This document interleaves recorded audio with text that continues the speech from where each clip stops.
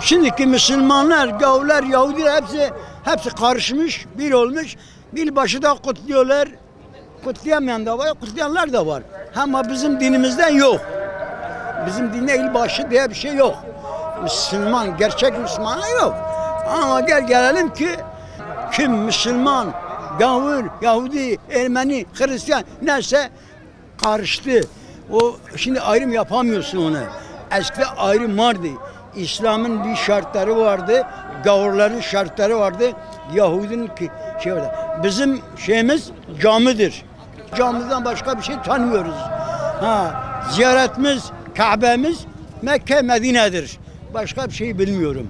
Yılbaşı demekle değil de yeni senemiz bizimle başımıza gözümüzün üstüne hayrıyla, sevabıyla, rızkı boluyla, kapı komşuyla güzel bir geçim olmasıyla Allah-u Teala hepimize nasip müyesser etsin.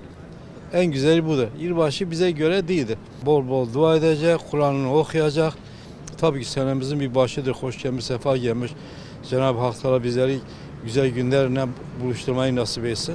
Tüm cümle Müslümanların rızkını bol versin, muhannete muhtaç etmesin. Bir Müslümanın Noel kutlamaması gerekiyor. Biz Noel kutlanmasına karşıyız. Yani bütün Müslümanları kandillerde ve dini bayramlarımızı kutlamaya davet ediyorum. Yani o gece Noel kutlayanların böyle tam tersi olarak namazlarımızı kılıp içimizden Noel'i kutlamamaya niyet edip yatmamız gerekiyor. Bence bütün Müslümanlar böyle yapmalı. Yılbaşı bizim hiçbir adetimiz, şeyimiz değildir.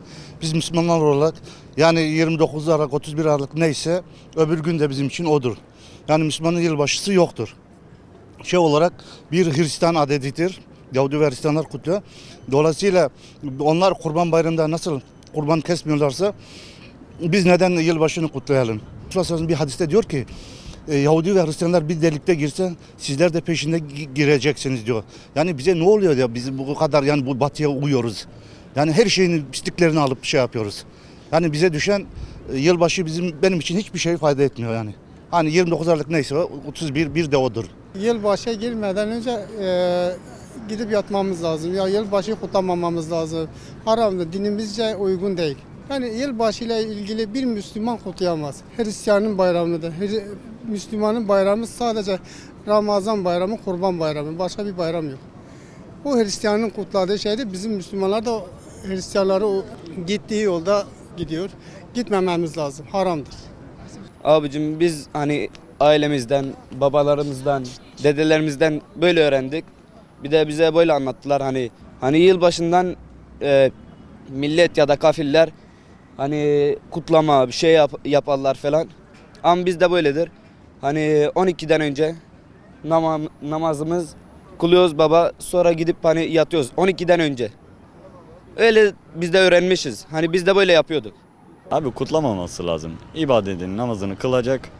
Uyacak 12 önceden uyacak abi. Öyle bence daha iyi. Her da içki, zina falan onlara hiç yaklaşmasın. Sonunda ahiret var. Ahirette hepimiz oraya gideceğiz. Kimse de gitmeyecek değil. Hepimiz oraya gidiyoruz abi. Yani bence namazımız falan hepsine dikkat edelim abi. O kadar bence.